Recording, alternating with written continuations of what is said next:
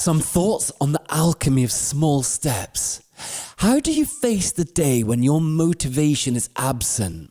There are times in our lives when what it is we are meant to do is not entirely clear. Often we struggle with a feeling of stuckness. How the hell do we move our lives forward when the world is so damn intractable?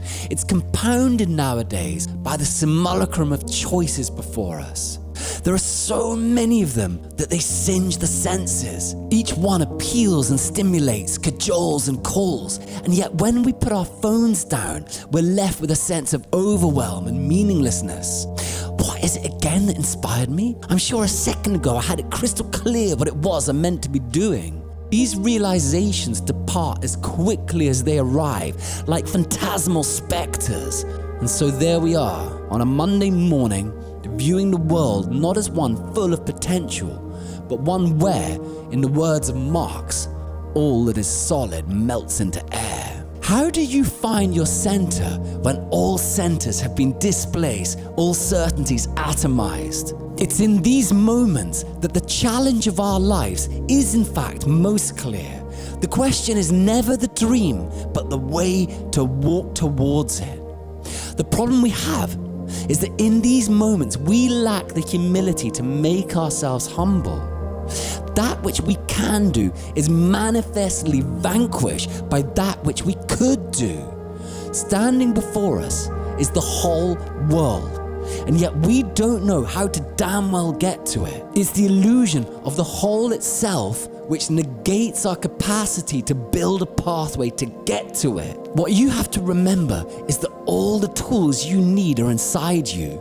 The gateway to the future is embodied in the tiniest steps you can possibly make. Are you willing to give life a chance by taking it? The only thing that you can ever do in life is to identify the next smallest thing and commit to it with all your damn heart.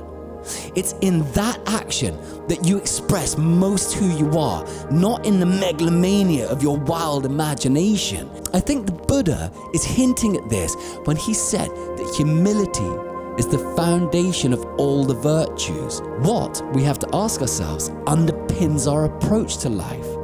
Rammed down our throats is the idea that we have to outwork the next person, that we have to fill the void with nothing but blood and sweat and tears.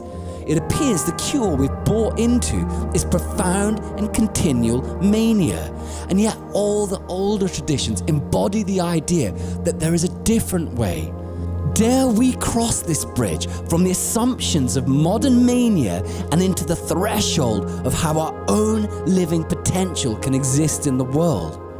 This world is before us in all its grandeur, all its majesty, and all its awe. How you choose to be in it defines both who you are and how your life will be.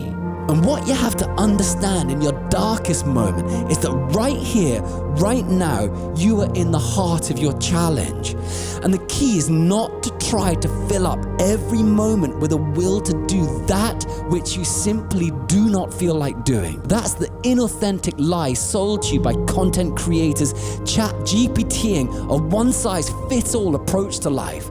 Instead, what about your authenticity in this moment? Perhaps it can manifest precisely because you are resistant to all the motivational gunk that is being pumped into our unwilling souls every day. Of course you're exhausted. That's what happens by assuming someone else's advice when it simply doesn't fit the needs of your own spirit. Courage is sometimes finding the way that is right for you. So why not commit to this moment right now as a link to the future rather than feeling worthless because you can't ever seem to get to that future? Adi Ashanti said, when we make ourselves small, we open spaces for the world to enter and transform us.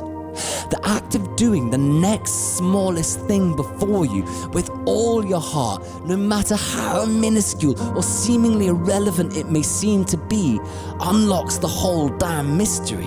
If that is the case, you have the greatest opportunity of your life, not in a vast, unattainable dream which tortures you, but by the courage to seize that one thing you can do and commit your entire being to it. And remember, you express your reverence before life by the sheer act of commitment to the very thing which life is pretending not to notice.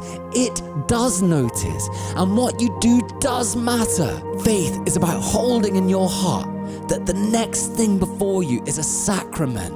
Instead of asking for everything, ask for nothing. Ritualize the step you take and think of it as a gift, not just to yourself, but to life. Don't think of it as something on your to-do list, but as a prayer. Each syllable builds a bridge into the future, which one moment overwhelms you and the next moment brings you forward. That is what reckless faith is, to be led by each heartbeat. It contracts and dilates, but where? In the dark itself. You might be in the dark, but you are also in the heart. Keep going. Keep believing. You have absolutely no idea the significance of the next moment of your life and where it wants to lead you. Let it.